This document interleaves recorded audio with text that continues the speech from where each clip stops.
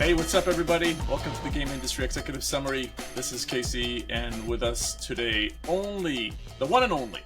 The one and only. I like that recovery there. The dashing Dave Fear. There you go. That's Welcome me. aboard, Dave. No Manu today. No Manu.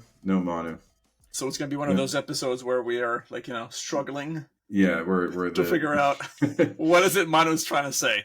Yeah, the children are just running amok here on the GIES. I didn't get enough energy drinks in my body, so I'm trying to recover lost energy drinks. Yeah, that's you need to go to like the energy drink oasis. I'm imagining like in the video game you walk into like energy drinks and then like just plus signs appear above your head. Exactly. Instant buffs. Exactly. Instant buffs. A la Fallout. The kids are still playing Elden Ring.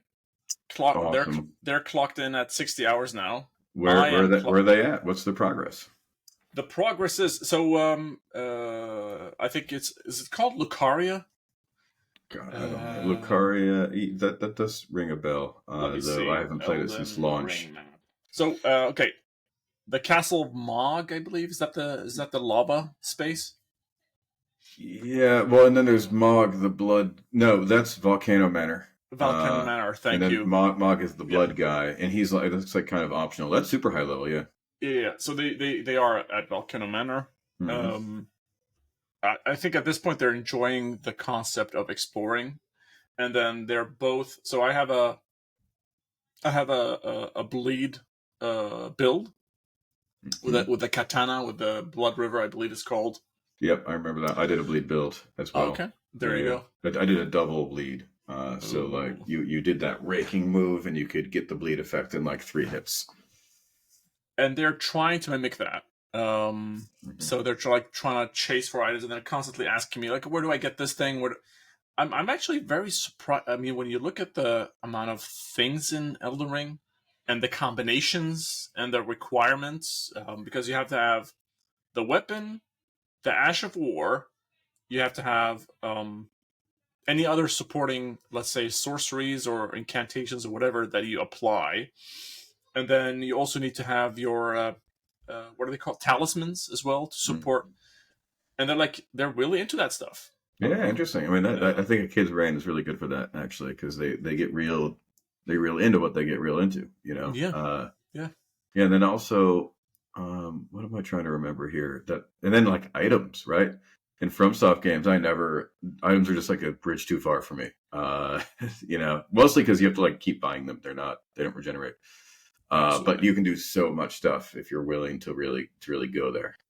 Absolutely. There's a lot of depth for those who want to. And I mean, it's a game that keeps on giving. I'm actually, to this day, so I'm 150 hours in at this point. I think last time we spoke, 2-3 weeks ago, I was like 110 hours in roughly. And it's just one of those things where, yes, I'm starting to see the seams in a way, because my industry brain of trying to understand and break down things. Mm-hmm. But I'm extremely surprised they managed to mash in this much content for the price range that they charge for the game. And then it works. You know, there's other games with that much content. You know, the Assassin's Creed are always the ones that stick out. But it never feels like too much. It just feels like places genuinely feel optional. You really feel like you're going there by your own volition. Yes. Inevitably, you do go there. Like they may be optional, but you won't go. But it does feel like your choice. I think to that point, the sense of discovery and the sense of what you like going on an adventure and stumbling on things.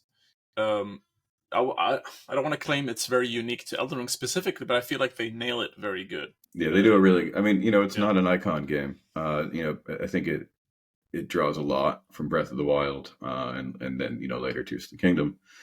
But it's naturalistic in that way. So when you come upon a thing, it doesn't feel like, oh, now I've found number 34 of a 53 item set.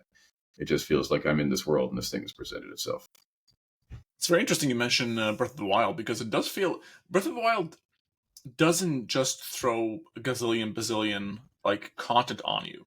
They don't like, try and shove down the content. They let you walk around or ride the horse and try and discover things on your own.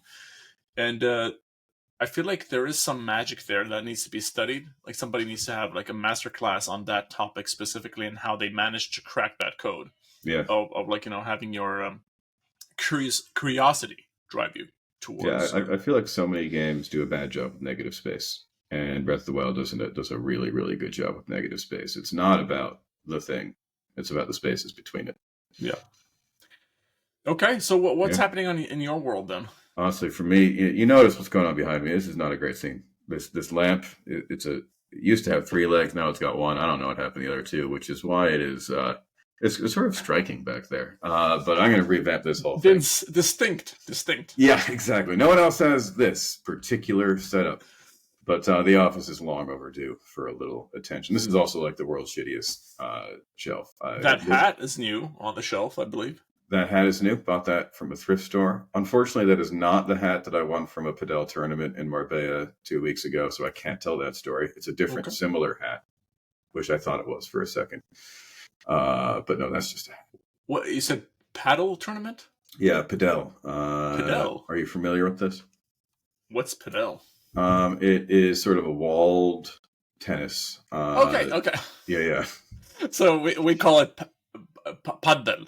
Paddle. Yeah, everyone. It's always basically the same, but like slightly different. So like English speaker, I'm going to say paddle. The Spanish, it's Mexican originally, so this. Oh, really? Spanish speakers get to kind of decide, but padel is what they generally go with. Because this entire thing exploded in Sweden like maybe a couple of years ago. Yeah, exactly. And you have a lot of businesses just starting up new paddle or pedal. Yeah, none of the same thing. Yeah. I feel in the States they do pickleball instead, but it's a very similar trend. Happen at the same time.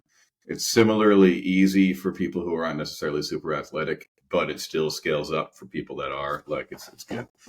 It feels like it's the next step from ping pong. Yeah, exactly. Start small, ping pong. Pickleball. Well, no, pickleball. That basically plays like giant ping pong. That's how it works. Oh wow. Yeah, and it sounds like giant ping pong too. Pop, pop, pop, pop, pop. So next time you're in Malmo, let's do it.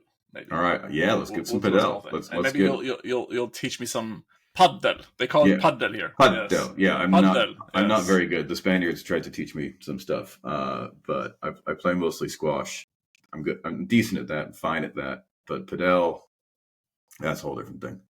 The guy was like, "All right, you need to change your grip," and then I sort of did, and then it destroyed everything. I'm like, I'm going to go back to my other bad grip. So that's kind of where I'm at. Have you ever tried to get into golf? Nah, it's golf. Golf is way too much for me. I feel like the dopamine drip is not quick enough. Well, when you're getting older, I guess, like, if Trump can continue doing it, I guess that's an option for us as we get older, maybe. It is a famous old guy sport. You get to drive around in a little car. So walking? No walking? Walking is a thing, right? Well, you can walk, obviously. I believe that in the PGA you are required to walk from hole to hole. But you can also drive around in a little car if you don't want to do that. Okay. I'll put it on the list. I'm just trying to find somebody who can introduce me to that stuff. In my mind, it's always been like a rich man's thing. Golf, golf definitely. In the States, squash is a rich man's thing, but not so much in Europe, I've noticed. Okay. Huh. Yeah. But okay, we'll see if we can get into it. But paddle, it is. Paddle. I'll see you in Malmo on the 20th of May, 2025. All right, I will try. I will try to not pronounce it in a comically overblown Swedish accent for everyone's sake. Okay. Yeah. Dave, let's jump into the news. Let's do it. Manu has been kind enough to have set everything up for us, and I'm actually very surprised by this item because I would have thought there would be a lot more. So the first item on the highlights from Manu, Farming Simulator 25 has sold 2 million copies in a week. Oh, okay. That is actually pretty good. Yeah, I thought it was like total. Yeah.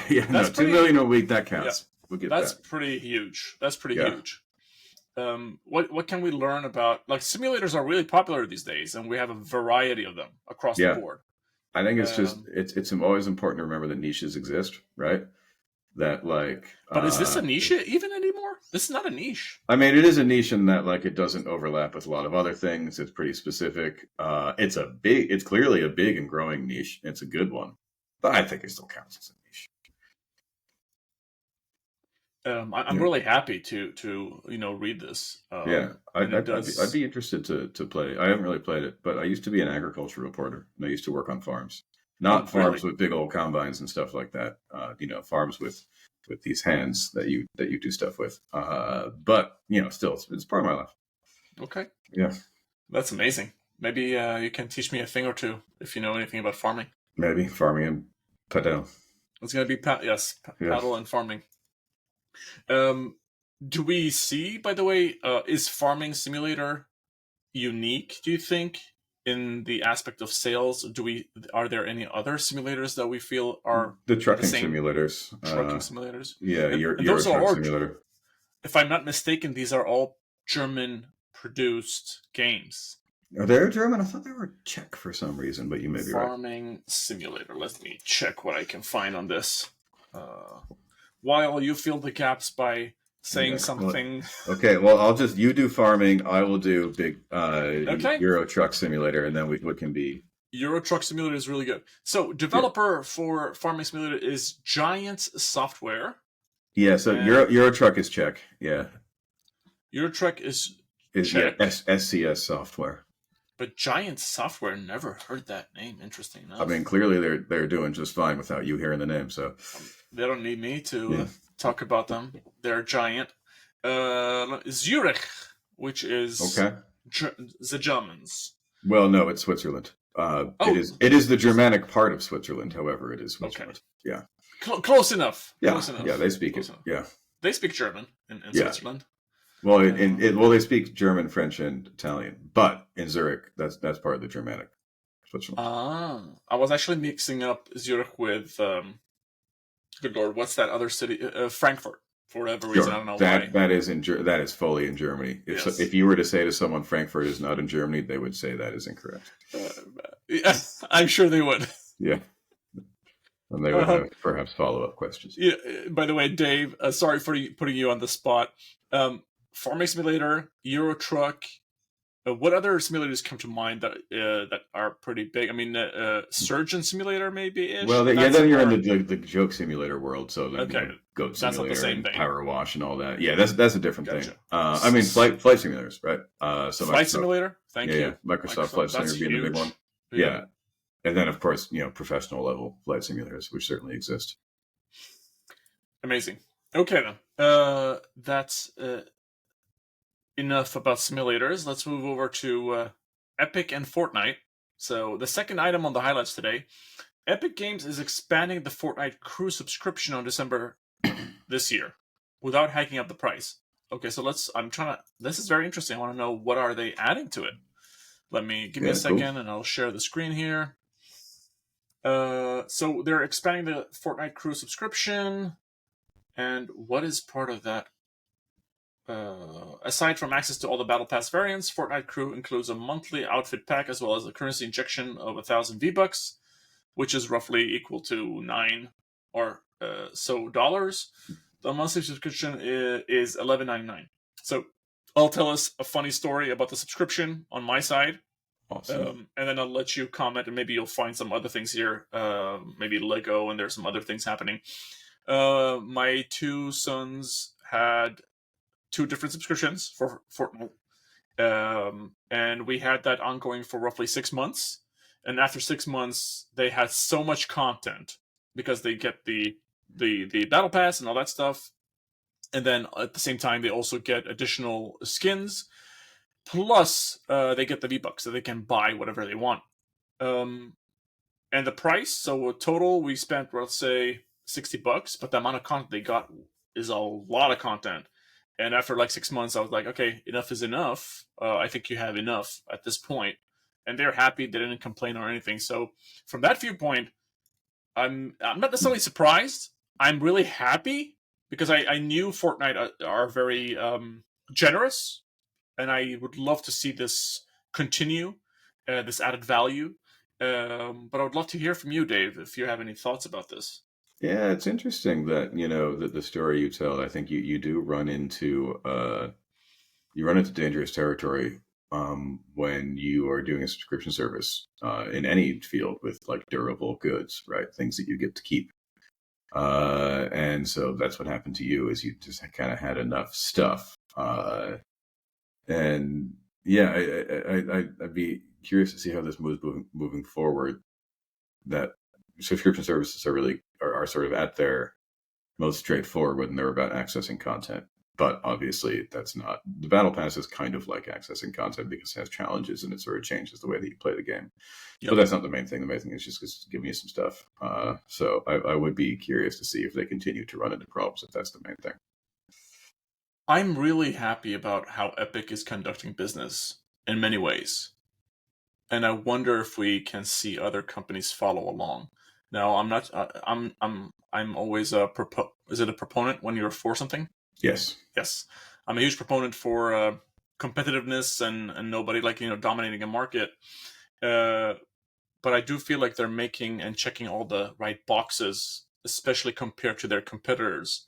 Mm-hmm. As an example, recently canceled Netflix after almost 8 years straight subscription because they started fucking with me in terms of user experience. Now I have to always use my phone to verify. It's a mess. I was like, you know what? Fuck this. It's too much of a headache. And you got other stuff anyway, so whatever. No, I mean, well, absolutely. Yeah. But I wake up in the morning and my kids are complaining because we're logged off. And I was like, what the hell is happening? Like, stop messing around with this stuff. Yeah.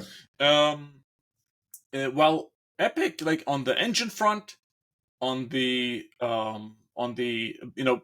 doing the battling Google and Apple in terms of being allowed to have their own stores, and that will also knocking out some wins. Obviously not as extensive as they might have hoped, but some wins. Like they've helped push that conversation forward.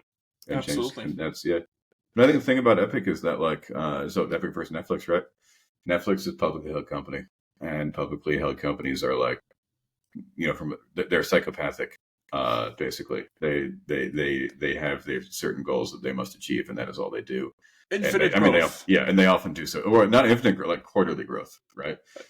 Crazy. Infinite quarterly growth. But what matters is the quarterly. Yeah.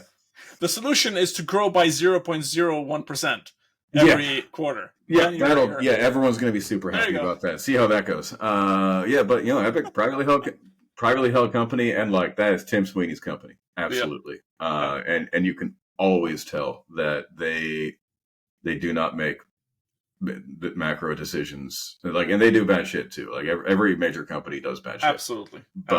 But you can definitely tell, I think, Steam too, also a privately held company, that without the pressures of being a publicly held company, they have a lot more leeway and can do a lot more stuff.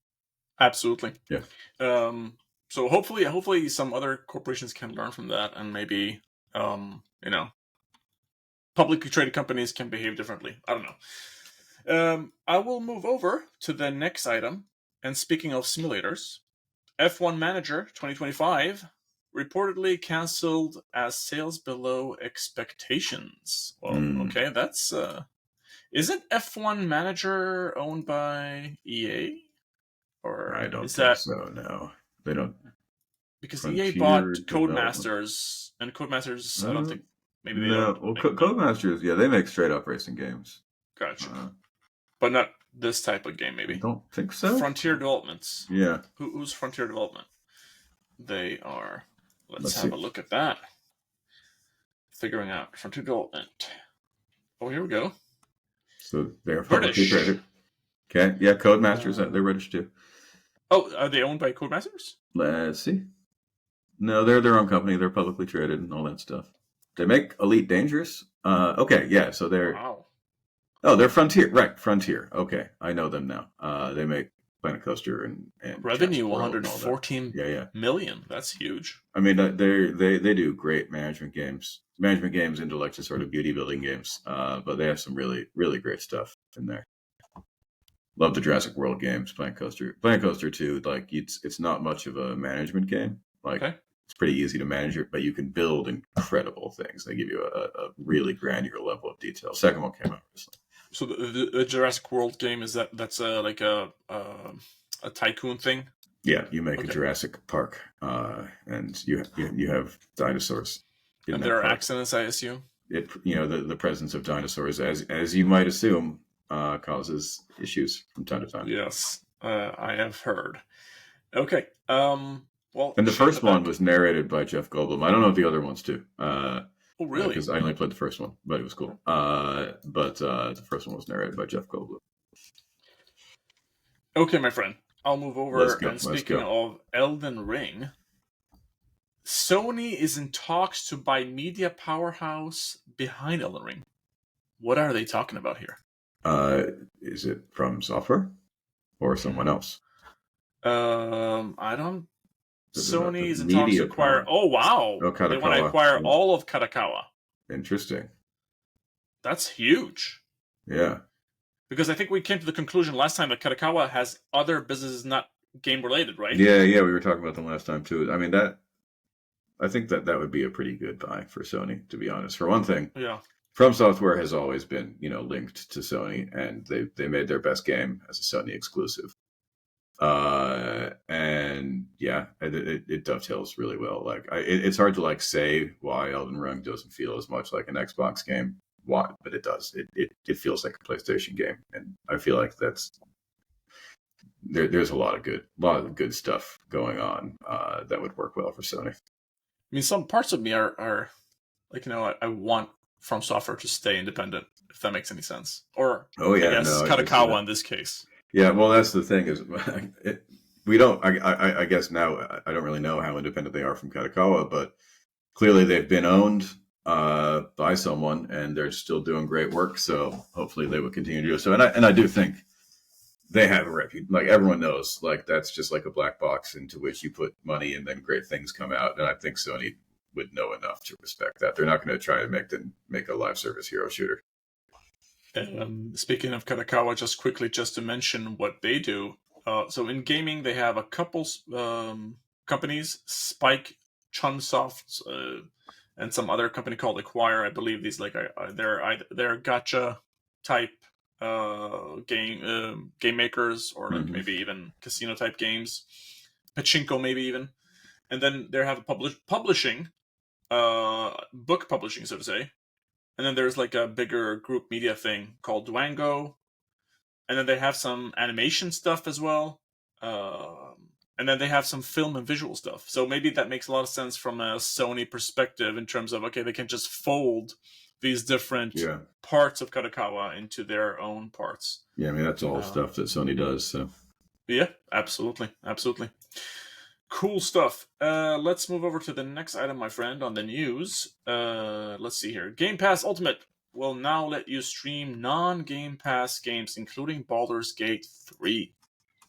That is I love the SEO headline there. That's funny. Okay, let's see here. Yeah. What can we learn about this? So yeah, it's cool. Makes sense. So you don't own Baldur's Gate in this specific case, but you can still play it by streaming it? Let's see. Starting today. Sorry. Yeah, go ahead, Dave. Go ahead. Well, let's see. I'm just reading. Maybe you still have to buy them or something. So this is like. Wait, go up a little bit more. Go up again. Up. Yep. With the cat, yeah, you have to buy them.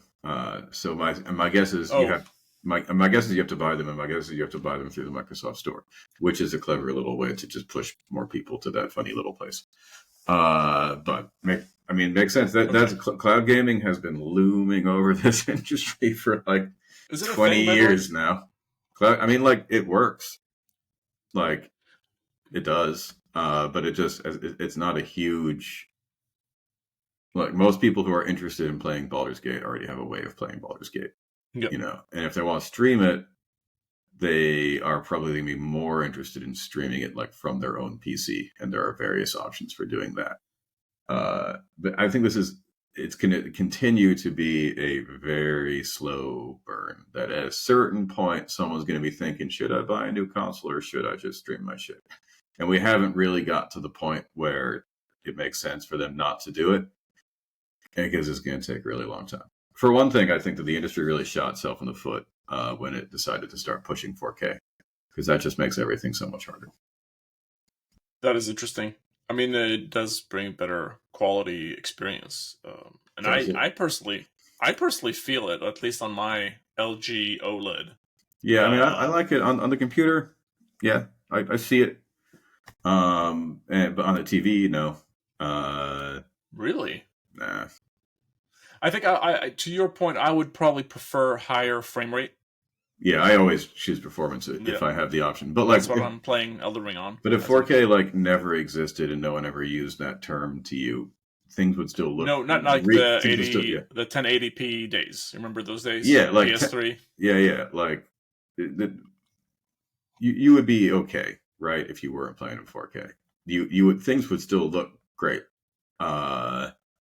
But the industry would be in a much better place because we wouldn't have to make all those 4K assets. And maybe we could really mess around with streaming a little more if we didn't have to stream 4K assets. Mm-hmm. There are some experiences, though, that I would say 4K is probably going to be really positive for. If it's, and maybe this is just me rambling, giving you Sony examples. You're just like, you're a big 4K proponent. No, but I'll give you Spider-Man, God of War, Last of Us. Those games will probably, like, if they weren't 4K. I play God of War on performance, man. It's fine. It's good. Okay. Looks great. I'm not going to argue with you. What you just said, you prefer higher frame rate. So I do, but I mean, if it's that type of experience where it's like more on the story side, even though, okay, I'm contradicting myself because, yes, you're right. I actually chose performance for Spider-Man. So, okay. There you go. You so even you, Mr. 4K here. It's official, everybody. 4K is canceled. Let's go back to our old screens. I'm looking forward to the day when they release like fat screens again. Those things did not have, like, I'm not sure. Did these things not have like they didn't have pixels, right? Yeah. So they're better than 4K. Yeah, exactly. The programs feeding into them had pixels, but that's not really how they displayed things. I mean, people, you want to go down a rabbit hole, go down the CRT rabbit hole. There's a lot down there. I'm sure somebody somewhere is not letting go of their CRT monitor. I mean, a lot of people. I have a friend here that collects them. He's got like 4 or 5. There is an amazing YouTube channel that starts old games. Have you seen that YouTube channel? They like it's basically he has this old setup. And the only thing they do is they film when they're like starting an old software. So they boot up Windows 95 or whatever and put like a Doom disk or whatever. Really cool stuff. Yeah, that's fun. A lot of nostalgia. Dave, I'll move over to the next item on the news. Let's go. Battlefield 6 is undergoing the franchise's biggest playtest ever to prevent another quote-unquote disastrous launch. Yeah, they have had quite a few of those. I mean, I will never forget the launch. What's a Battlefield game? I never forgot the launch of Battlefield 1, and it worked. Yeah, and it was fun, and everyone's like, "Holy shit, this is amazing!" And the funny thing is, like, it was a great game. I believe Battlefield 5 launched as well with no major hiccups. No, it did. It just didn't really move the needle. At this point, I'm just mentioning games that I worked on that launched without hiccups. Sure. Good work. But I mean, Battlefield 4 launched to a disastrous result, but they were able to whale it back and things went. Yeah. And then, but 2042, I think that they did pull it back in terms of like what it actually is and its actual performance, but it's a really different industry now, and it's really hard to regain that attention, much harder than it used to be. My concern is more with the brand from the core gameplay perspective. That's bigger concern for me than the technology and being able to pull it off or not. Yeah. And Battlefield has gone through some, major changes as well as on the gameplay and product point of view, but also on the studio point of view. Like if you look at DICE today, it's a completely different company than it was 10 Mhm. years ago. On top of that, you have Call of Duty making huge changes to their game and product, and then of course all the other new, let's say, experiences like Tarkov, an example. Yeah. So from that point of view, like it's a more competitive space.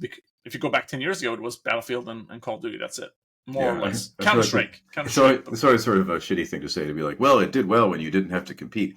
But like that's just the kind of game Battlefield was then and is now. Is like it exists in the center of things, and the center is getting smaller and the peripheries are getting bigger. Absolutely. Well, I wish our friends the best of luck there, and I'm looking forward to it. I mean, does this mean also, by the way, that we might see a Battlefield game soonish? They're playtesting it, so. I mean, they usually go toe to toe with Call of Duty later during a year, but it does feel like maybe we're looking at a more like a yearly year. I think winter would be a real nice. I think February would be a real nice time for a Battlefield. I would agree with you. Okay, I don't know why I've been seeing a lot of stuff about Half-Life. I'm not sure where this is going, but I'll read it out and then we'll talk about it. So in the trends then, Half-Life 2's pushed Steam on the gaming masses. Yeah. I need to read that again. Half-Life 2 pushed Steam on the gaming masses, and the masses pushed back. Yeah, this seems to be sort of a historical feature. Mono is put in there. But I mean, I remember when that happened. Like, I was like, what? Fuck you. I need to install this other program to install my game. That was back when to install a game. Of course, you just bought a disc and you clicked install. Yeah. And it had its own little icon. I thought, so Steam launched, I believe, 2 years prior, maybe, then. Yeah, I think that's right. Something like that. And Counter-Strike was the only, kind of like, okay, it was Counter-Strike Day of Defeat or whatever that game was called. And I think Halo 2 had a relationship to Steam. While Half-Life 2 wasn't the first Valve game released on Steam, it was the first high-profile title to require the platform, even for players installing the game from physical retail discs. I mean, in hindsight, it didn't matter. Nope. But yeah, it was definitely at the time. I remember that it was not straightforward. We didn't really get what was going on. Little did we know. And Steam was such a different platform at that time. It was basically a list. It wasn't more than that. Yeah. Give or take. Okay. I'll move over to the next item. This is another Valve item, apparently. So Valve nearly went bankrupt before launching Half-Life 2 and Steam. Company saved by a summer intern. Okay, wait a second. Now I'm interested. Yeah, okay. I wasn't interested up to that point. Saved by a summer intern. Let's see. So here's, I guess, a message. If you have any interns, try to promote them. Treat them well. Yeah, well, not like all of them. I wouldn't just do it in a kind of a blanket way. That doesn't. I would. Okay, yeah, that's good. I'm glad. Yay for interns. Yeah. This is interesting. I want to read what this says.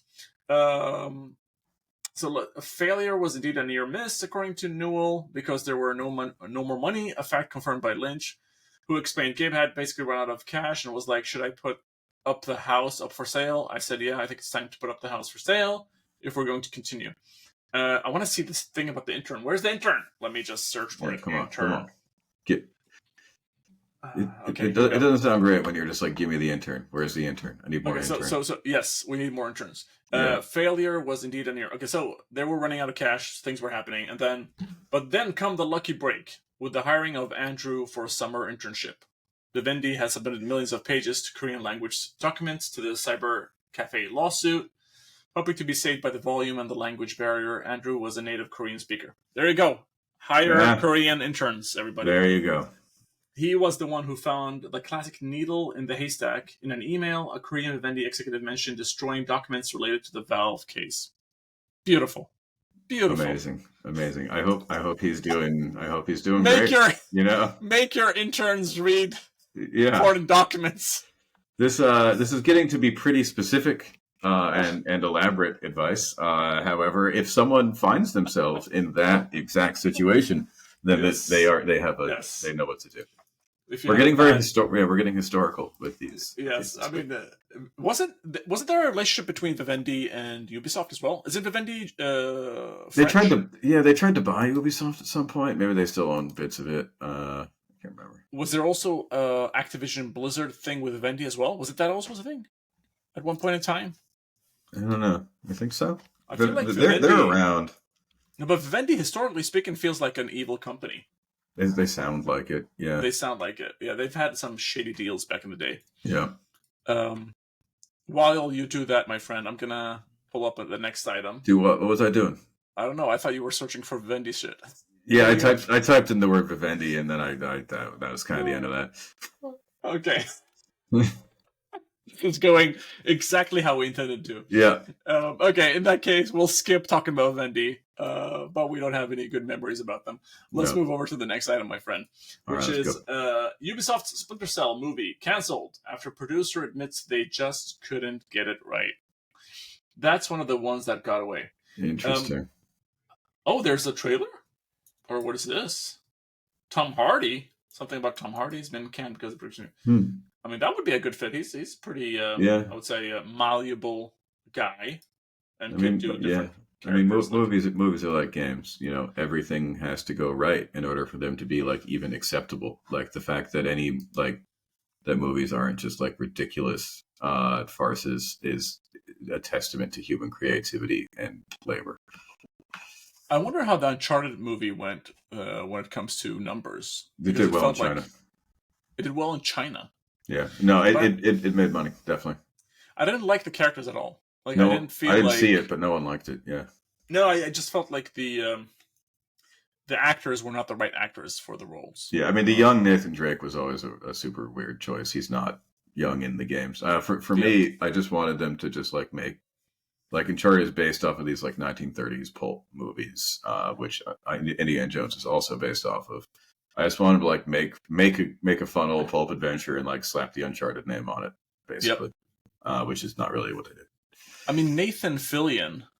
I mean, everyone wanted Nathan Fillion. Yeah, everybody wanted Nathan Fillion. He even made like a short, I remember that. It was like video game style. Yeah. His face, his humor, like everything was like, why do we need to have an A-lister? We don't need that to make a movie good, right? Wait, are you suggesting that Nathan Fillion is not an A-lister? I have no idea. I'm just. You're just sweet. I'm not a Hollywood person. Let's just leave it at that. But it's one of those things where I feel like sometimes, what's that guy called again? Is it Isaac? Who's the guy in The Last of Us? That's not. Pedro Pascal. Yes. Is he considered A-list? But I feel like he's. He's A-list at this point. At this point, yes. Yeah, he's been rising. I mean, he's like anchoring Gladiator 2 alongside Denzel. So there you go. But it feels like that was a good choice. It feels like it was definitely. a thought. And he's one of those guys. Everyone knows it's not an exec. Pascal. I feel like it's not an exec that made that decision. You know what I mean? Yeah, I think that's right. Okay, my friend. I'll move over to the next item on the list. We got some friends working on this company. Thunderful Publishing, I believe, is restructuring its publishing division and cutting even more jobs. So Thunderful has unfortunately gone through. This is, I think, the second or third, Yeah, they've been having a rough time. Rough time. Yeah. Can you be kind and remind us of any?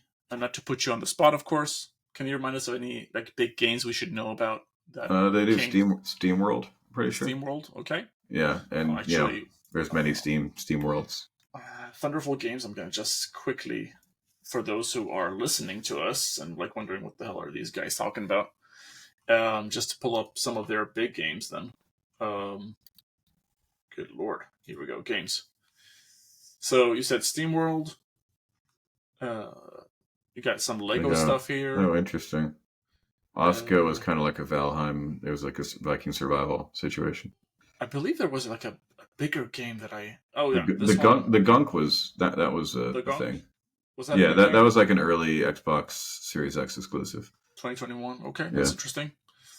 They have Harvest Moon. Oh, wow, they did Premonition too. Yeah, it's an interesting list. There's a lot of stuff, and then there's some interesting things kind of popped in there.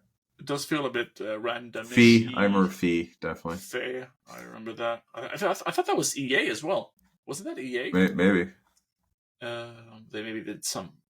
Okay, so there's a lot of Steam World, and it seems like the catalog is a bit all over the place.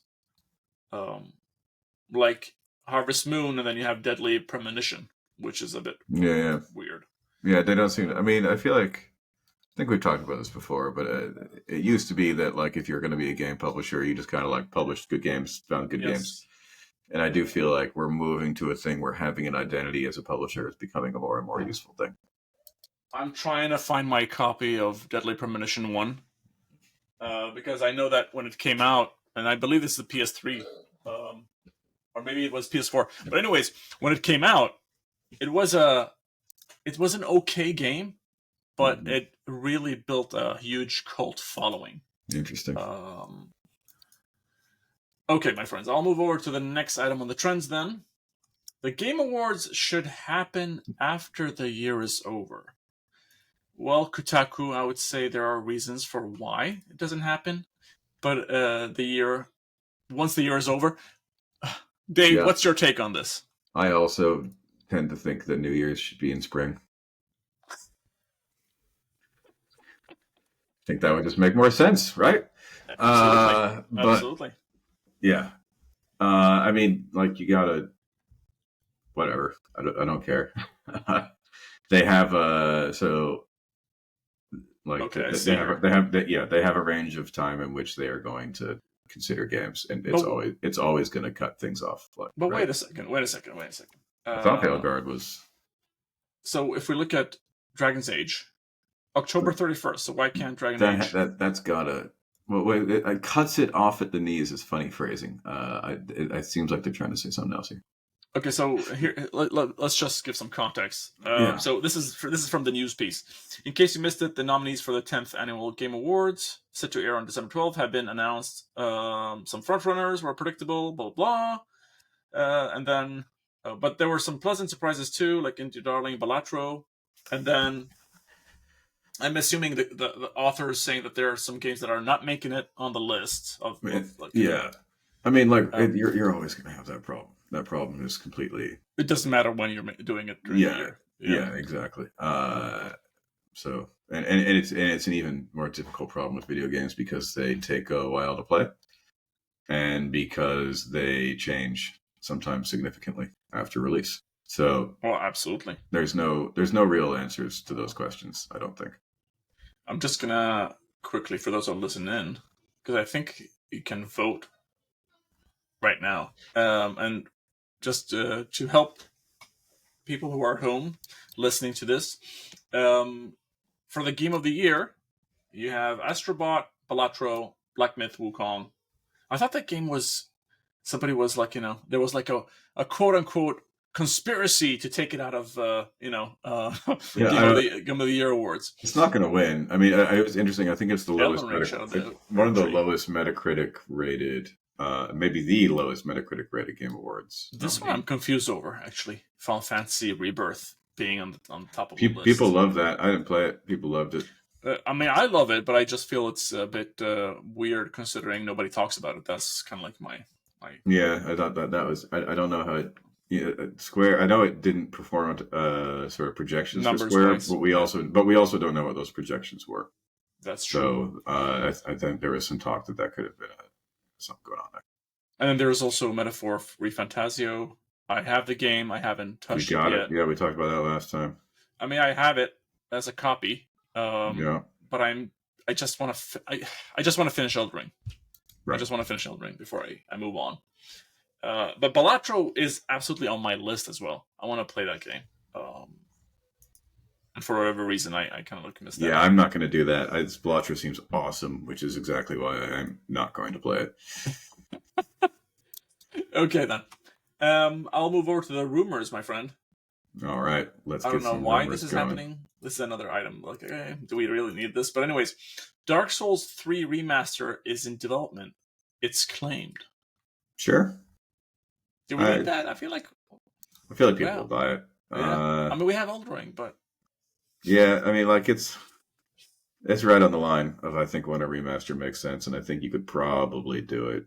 Especially you get it up to six. Was it 30? My guess is it was. I played it on PC. Let me My see. guess is it was 30 across consoles, so people will buy it 60 FPS. But So there you does go. this mean? Okay, so we have a Dark Souls remastered,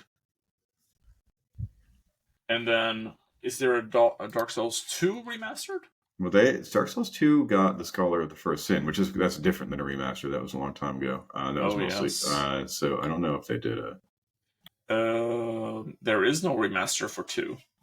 Yeah, I And mean, 2 is like the one that people are like, you know, yeah, it's people are a not little down really on it. Yeah, Hidetaki, or what's his name now again? Miyazaki. Yeah, Miyazaki, thank you. yeah. Apologies to Miyazaki-san. He's fine. He's fine. He's He, gonna he's all survive. he's all right. I don't know. I was saying Hidetaki, but that's somebody else. That's completely No, it's different. Hidetaka Miyazaki. Oh, That's there his you name. go. Yeah, yeah. There you go. Thank you. Okay, I'll move over to the next rumor then. There's a leak. A Valve leak. is, I don't know, it's a rumor leakish thing. Valve is making a Steam controller 2 and a Roy for its Deckard. Who's A, Roy? a Deckard? Roy Deckard? for Is it it's Deckard or Deckard. I didn't. That didn't Deckard? sound. What did you say? I Just don't know. there. How about you read this, because it seems like I'm just terrible at this point. Who's Roy for its Deckard? Yeah, Deckard, I think is kind of, but that it doesn't make a whole lot more sense now. Is this a Is reference to that movie? Blade Runner probably? Yes. Okay. Okay. For one thing, the thing on the right there is definitely a reference to Blade Okay. Runner. Does anybody have you ever tried the No, original controller? I've only tried it at like trade shows and stuff. I haven't really dug into it. I don't know. For me, mouse and keyboard. I think what people tend to say about it is that it's better with mouse and keyboard than it is for the traditional controller. But if I'm mouse and keyboard, I just want mouse and keyboard. You know. Controllers have been looking a certain way for a very long time. Yeah, people figured it out. Baseball bats a, been looking like that even long. They've been looking the way they've been looking. Yeah, we've had 2 joysticks and Yeah. a D-pad, and the placement might be a bit different-ish, but we still have a missed opportunity. I feel like remember the old Sega with the 6 buttons on the right? Yep, I do. I feel like that's a missed opportunity for modern controls. Why don't they have 6 buttons on the face? I think the short answer is probably because they have exhaustively tested these things. 4 is enough. Yeah. Fair enough. Okay, Dave, I'll move over to the numbers then. Do you want to talk about numbers? I love numbers. 6. You like numbers? I mean, 6, hey. 47. Oh, those are, amazing. I'm all about them. Yeah. 99? No, come on, man. Come on. Okay, no 99. Yeah. I guess no shout out for Jay-Z here. On the numbers now, my friend. Yeah, I can get there. Okay, so we have 99. Yeah. Starfield hits 15 million players as patch adds achievement-friendly creations, new land vehicle, and quests and more. So Starfield has been getting a lot of updates and support for the past year or so. Yeah, I mean, have you played Starfield, by the way? No, I haven't.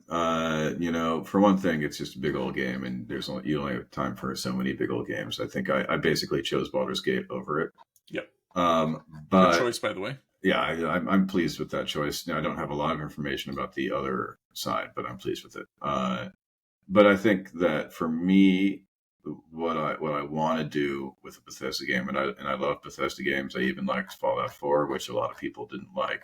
I just want a nice big world, and I want to dig into it. And for me, the idea of segmented planets and interplanetary travel just doesn't really comport with that. Things are in their own little boxes, and it doesn't feel like the thing that I personally am looking for from a Bethesda game.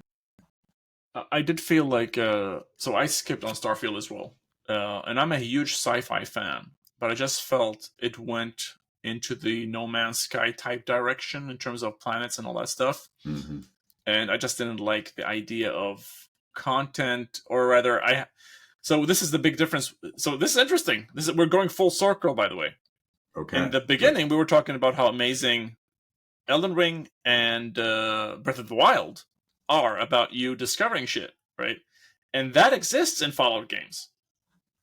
But Yeah, no, definitely. Starfield, it felt like that was not the case. Yeah, and I feel like having that big open world that you can really poke into corners of is necessary for that. Absolutely. Speaking of open world, Death Stranding reaches 19 million players globally. Awesome. It's another one I haven't played, but I feel very positively about it. Like I'm happy that people are playing Death Stranding. I wonder, was Death Stranding ever given away for free as part of PlayStation Plus or something like I that? could definitely see that. Because it does feel, oddly enough, a huge number. Yeah. Um, I mean, it's also good when people love Kojima, and Launch 2019. Holy shit! yeah, we're old. It does feel like yesterday by 2019. Yeah. I'm assuming and hoping the second one adds more value, because it felt as well one of those games where, okay, there's this open world and it's meaningless in a sense. Yeah. Anyways, moving over to the next and final item on the list, and I believe you're playing this game. Pokémon TCG Pocket has reportedly generated 120 million since launch. I feel like last time we spoke about it, That's a lot of money. Yes. Yeah. Are you playing it? No, I've looked at it. I'm not like playing it in a concerted way. So I should spend more time with it. We definitely talked about it last time. A friend of mine who is into Pokemon a lot, like the original TCG, is also into this thing and is reporting that it's worth the time to play. All right, okay, but it does seem like to be in the same vein, of course, as what's that other one? The Marvel Snap. Yeah, Yes. I went hard on Marvel Snap for like 2 weeks, and then with it, I think the funny thing about Marvel Snap, I don't know if this is TCG, obviously, but the thing about Marvel Snap was that it was it was mostly a gambling game because it wasn't balanced, right? In the sense that like poker is not balanced and ace is better, but because it sort of focused a lot of its gameplay on betting, you bet these cores, and then you can try and deceive your player, the other guy, because you don't do your big move until the end, and you look really weak before that. That was kind of what all the long term play was about. And that, and a combination of like they drop Galactus or whatever.